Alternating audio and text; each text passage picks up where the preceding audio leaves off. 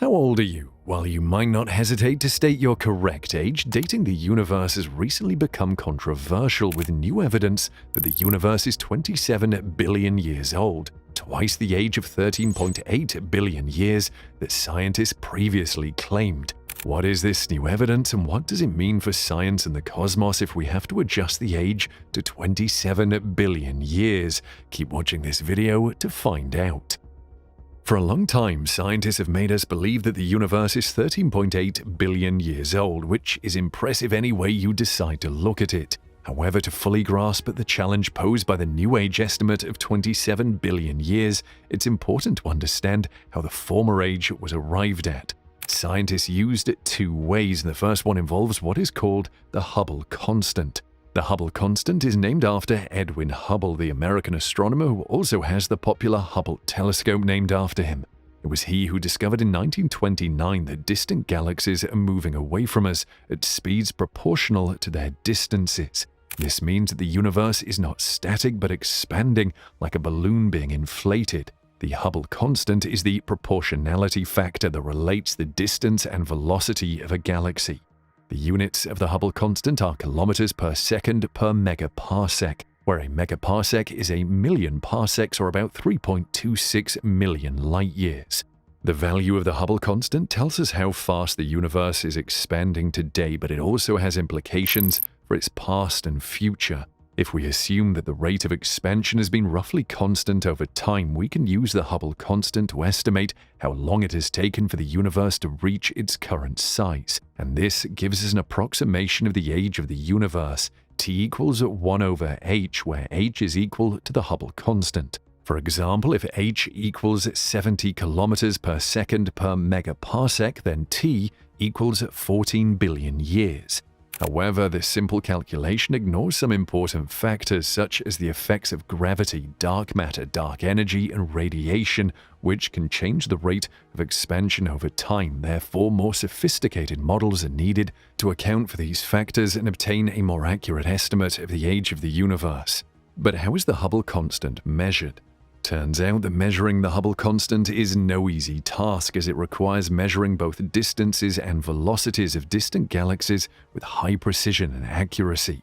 There are two main methods that astronomers use to measure the Hubble constant, one based on direct observations of an early state of the universe and one based on observations of the local modern universe.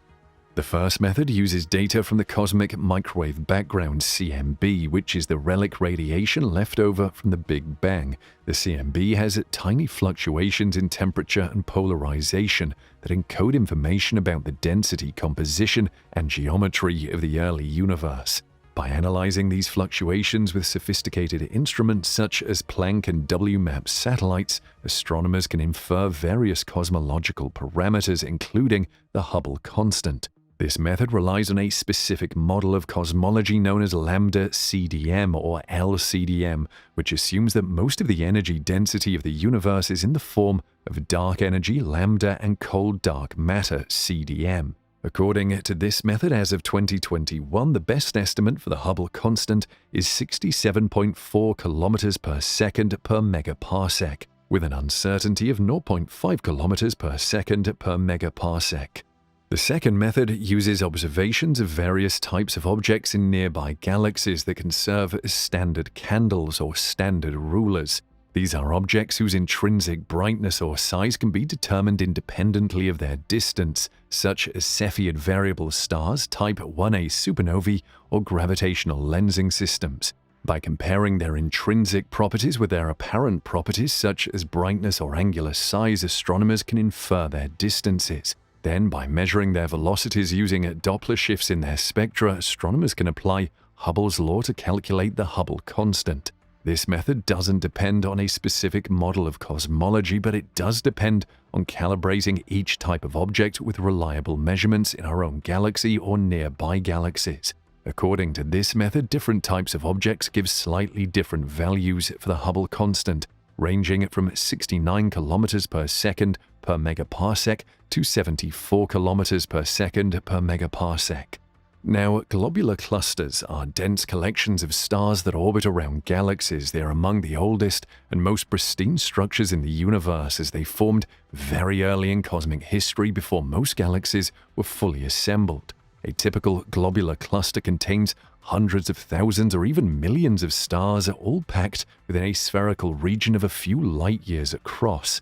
The stars in a globular cluster are very old, metal-poor, and low mass, which means that they have not undergone much chemical enrichment or evolution since their birth. And globular clusters are very useful for measuring the distances and ages of other objects in the cosmos, as they can serve as standard candles or standard rulers. But how can globular clusters be used as cosmic clocks? Well, one of the ways that globular clusters can be used as cosmic clocks is by studying their color magnitude diagrams, or CMDs. A CMD is a plot that shows the brightness or magnitude of stars versus their color or temperature.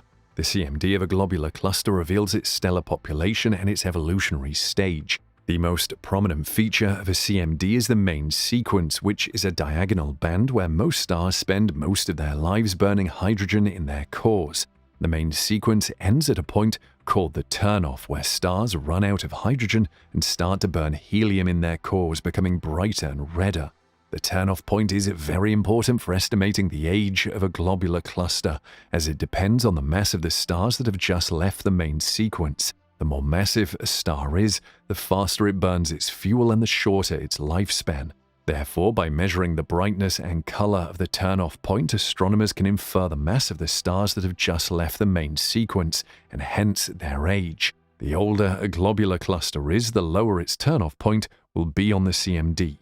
And another way that globular clusters can be used as cosmic clocks is by studying their white dwarfs.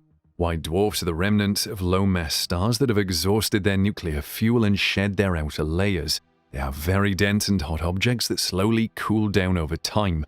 The coolest white dwarfs are also the oldest ones, as they have had more time to lose their heat. Therefore, by measuring the brightness and color of the coolest white dwarfs in a globular cluster, astronomers can estimate their age. The age of a globular cluster provides a lower limit for the age of the universe, as it cannot be older than the universe itself. Therefore, by finding the oldest globular cluster in existence, astronomers can constrain the minimum age of the universe.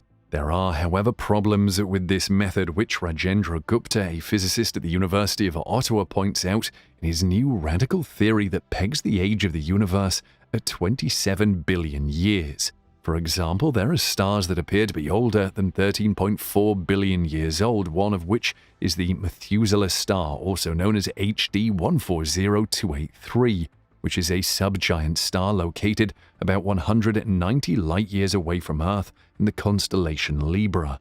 It was discovered more than a century ago by astronomers who noticed its fast motion across the sky, indicating that it's not a native of our galactic neighborhood, but a visitor from the ancient halo of stars that surrounds the Milky Way.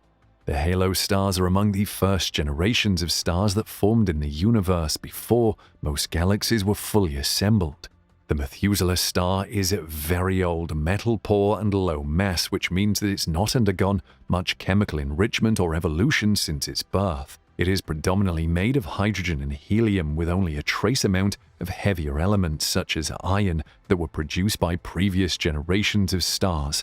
It has only 1/250th of the iron content of our Sun and other stars in our vicinity. It is also at the very first stages of expanding into a red giant after exhausting its hydrogen fuel in its core. So how was the age of the Methuselah star determined? The method uses data from spectroscopic observations to measure the chemical composition of the star, especially its abundance of thorium and uranium. These are radioactive elements that decay over time at a known rate, so by measuring their current amount relative to other elements such as europium, astronomers can infer how long they have been in the star and hence its age.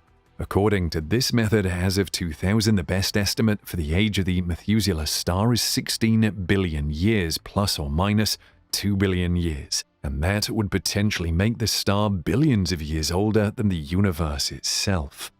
And another issue or discovery that attacks the accepted age of the universe was recently made by the James Webb Space Telescope, which surprised astronomers by discovering dozens of galaxies that are much brighter, larger, and older than expected, challenging our understanding of how the first galaxies formed and evolved.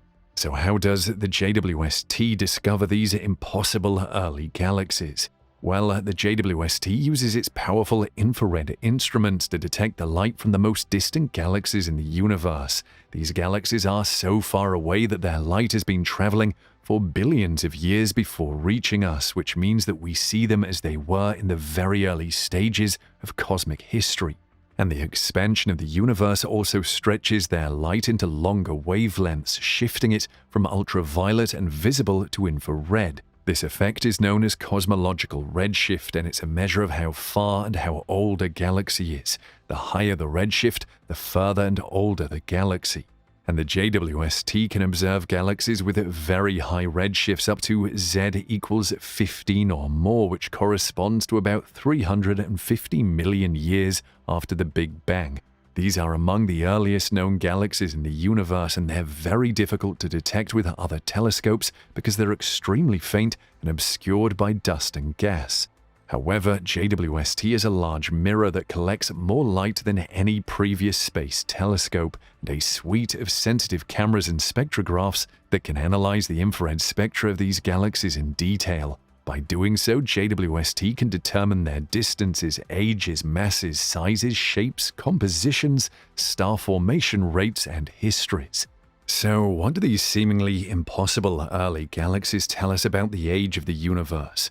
Well, one of the most surprising findings from JWST is that some of these early galaxies are much more massive and mature than expected. For example, JWST has detected 6 massive galaxies that existed between 500 million and 700 million years after the Big Bang. These galaxies have masses of tens or hundreds of billions of solar masses comparable to modern galaxies like our Milky Way. They also have complex structures and morphologies such as disks, bulges, bars, clumps, and mergers. These features indicate that these galaxies have undergone a long and intense history of star formation and evolution. However, according to the standard model of cosmology, such massive and mature galaxies shouldn't have had enough time to form so early in the universe. The standard model assumes that the universe began with a hot and dense state known as the Big Bang, followed by a rapid expansion and cooling known as inflation. Then, for hundreds of millions of years, the universe was filled with a dark and opaque plasma of electrons and protons that prevented light from escaping. This period is known as the Dark Ages. Eventually, this plasma recombined into neutral atoms of hydrogen and helium, allowing light to travel freely. This is known as reionization. The first stars and galaxies are thought to have formed during or after reionization from tiny fluctuations in the density of the primordial gas. These fluctuations grew under the influence of gravity, forming clumps that collapsed into stars and eventually formed galaxies. The first stars and galaxies were mostly made of hydrogen and helium with very little or no heavier elements such as carbon, oxygen, and iron that are produced by nuclear fusion inside stars. These heavier elements are essential for forming planets and life, and they also affect the cooling and collapse of the gas. Therefore, the first stars and galaxies were expected to be small, faint, and metal-poor. However, these impossible early galaxies discovered by JWST challenge this picture. They suggest that some stars and galaxies formed much earlier than previously thought, perhaps even before reionization. They also suggest that these stars and galaxies were able to produce and enrich themselves with heavy elements very quickly, enhancing their star formation efficiency and growth rate. They also suggest that these galaxies experienced frequent interactions and mergers with other galaxies, triggering bursts of star formation and shaping their structures. And so these findings imply that the age of the universe may be older than 13.8 billion years, as estimated by other methods based on the cosmic microwave background, the expansion rate of the universe, and the primordial nucleosynthesis. Alternatively, they imply that the standard model of cosmology may be incomplete or incorrect, and that there may be new physics or processes that affect the formation and evolution of the first stars and galaxies. So, what implications do these impossibly early galaxies have for cosmology? Well, these seemingly impossible early galaxies have profound implications for cosmology as they provide new clues and constraints on the origin and evolution of the universe. By studying these galaxies in more detail, astronomers can learn more about the physical conditions and processes that governed the early universe, such as inflation, reionization, dark matter, dark energy, and gravity. They can also test and refine their models and theories of cosmology and potentially discover new phenomena or mechanisms that explain the observed discrepancies. And these impossible early galaxies also have implications for the future of the universe, as they may affect its fate and destiny. For example, by measuring the mass and luminosity of these galaxies, astronomers can infer their contribution to the energy density and radiation pressure of the universe, which influence its expansion and curvature. And by measuring their chemical composition and metallicity, astronomers can infer their impact on the formation and evolution of subsequent generations of stars, planets, and life. And through measuring their structure and morphology, astronomers can infer their role in the assembly and hierarchy of larger cosmic structures such as clusters and superclusters of galaxies. And this is where the new method of measuring the age of the universe, published in a paper by Gupta, comes in, a method that yielded 28 billion years. Gupta's paper is based on the deep space observations of the JWST, including the detection of 6 massive galaxies that existed between 500 and 700 million years after the Big Bang, as mentioned in this video earlier. As we said, these galaxies have masses of tens to hundreds of billions of solar masses comparable to modern galaxies like our very own Milky Way. They also have complex structures and morphologies such as disks, bulges, bars, clumps, and mergers.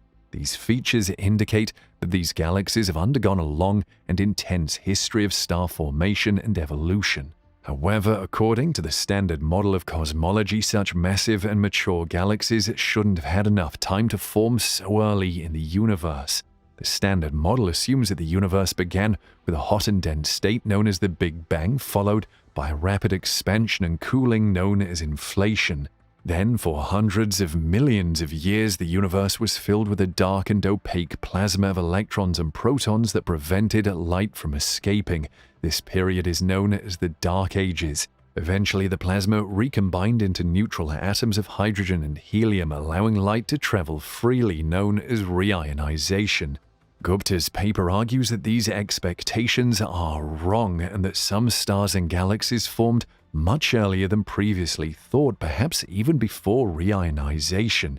He also argues that these stars and galaxies were able to produce and enrich themselves with heavy elements very quickly, enhancing their star formation efficiency and growth rate. He also argues that these galaxies experienced frequent interactions and mergers with other galaxies, triggering bursts of star formation and shaping their structures. To support his arguments, Gupta's paper uses data from JWST to measure the distances, ages, masses, sizes, shapes, compositions, star formation rates, and histories of these early galaxies. He then compared this data with theoretical models of stellar evolution, nucleosynthesis, and galaxy formation. He shows that his model can fit the data better than the standard model and can explain the observed discrepancies. So what are the main assumptions and implications of Gupta's model? Well, Gupta's model is based on 2 main assumptions that differ from the standard model, one related to the redshift of light from distant galaxies and one related to the variation of fundamental physical constants over time. The first assumption is based on the tired light theory proposed by Fritz Zwicky in 1929. This theory suggests that the redshift of light from distant galaxies is not only due to their recession velocity caused by the expansion of the universe, but also due to the gradual loss of energy by photons over vast cosmic distances. This means that the redshift is not a reliable measure of distance or age, and that the galaxies may be closer and older than they appear. The second assumption is based on the hypothesis of covariant coupling constants proposed by Paul Dirac in 1937. This hypothesis suggests that the fundamental physical constants that govern the interactions between particles, such as the gravitational constant, the speed of light, and the fine structure constant, may vary over time. This means that the physical laws and processes that operate in the universe may change over time and that the galaxies may evolve differently than they do today. By combining these two assumptions, Gupta's model can stretch the age of the universe to 28 billion years, with 5.8 billion years at z equals 10 and 3.5 billion years at z equals 20, giving enough time for the formation of massive and mature galaxies. It also revises the interpretation of the cosmological constant, which represents dark energy responsible for the accelerating expansion of the universe, and proposes a constant that accounts for the evolution of the coupling constants. Gupta's model has several implications for cosmology as it challenges and constrains some of the key parameters and predictions of the Standard Model. For example, it implies that inflation may not have occurred or may have occurred differently than assumed. It also implies that reionization may have started earlier or lasted longer than assumed. It also implies that dark matter and dark energy may have different properties or effects than assumed, and it also implies that the cosmic microwave background and the primordial nucleosynthesis may have different signatures or interpretations than assumed. So, how does Gupta's model differ from the Standard Model of cosmology? Gupta's model differs from the Standard Model of cosmology in several ways, but it's not necessarily incompatible or contradictory with it. Rather, it can be seen as an extension or modification of it that incorporates some additional concepts or mechanisms that are not ruled out by observations or experiments. Gupta's model does not reject or deny the validity or usefulness of the Standard Model, but rather tries to improve and refine it by addressing some of its problems and limitations. The Standard Model of cosmology is based on a set of assumptions and observations that have been tested and confirmed by various methods and instruments over decades. It's a well-established and widely accepted framework that explains many aspects of the nature and history of the universe. However, it's not a complete or final theory, and it has some gaps and uncertainties that need further investigation and verification. It is also subject to revision or refinement as new data and discoveries become available. Gupta's model is based on a set of assumptions and observations that have been proposed or suggested by various theorists and observers over decades as well. It's a novel and innovative framework that explains some aspects of the nature and history of the universe that are not well explained by the Standard Model. However, it's not a proven or conclusive theory either, and it has some challenges and difficulties that need further investigation and verification, and it is also subject to revision or refinement as new data and discoveries become available. Nevertheless, if Gupta's model were correct, it would mean that the universe is much older and more complex than we thought. It would mean that some of the fundamental assumptions and observations that underlie the Standard Model of cosmology are wrong or incomplete, and that we need to revise or refine our understanding of the origin and evolution of the universe. One of the implications of Gupta's model is that the inflationary epoch, which is a brief period of exponential expansion that occurred shortly after the Big Bang, may not have happened or may have happened differently than assumed. Inflation is a key ingredient of the Standard Model as it explains some of the features and properties of the universe, such as its flatness, homogeneity, isotropy, and the origin of primordial fluctuations. If inflation did not occur or occurred differently, it would mean that we need to find alternative explanations for these features and properties or modify our theories and models accordingly. Another implication of Gupta's model is that dark matter and dark energy, which are mysterious components that make up most of the mass and energy of the universe, may have different properties or effects than assumed. Dark matter is a hypothetical form of matter that does not interact with electromagnetic radiation but only with gravity. It is inferred from its gravitational effects on visible matter such as galaxies and clusters.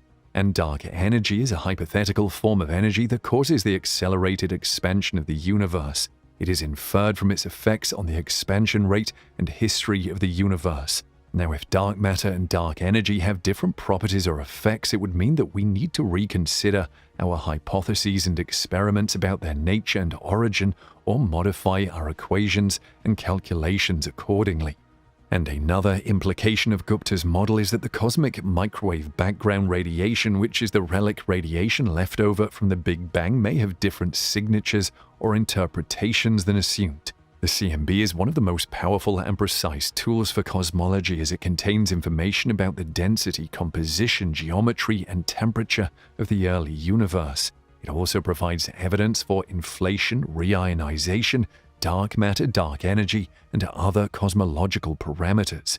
If the CMB has different signatures or interpretations, it would mean that we need to reanalyze our data and observations from various instruments and missions, such as Planck and WMAP satellites, or change our models and predictions accordingly.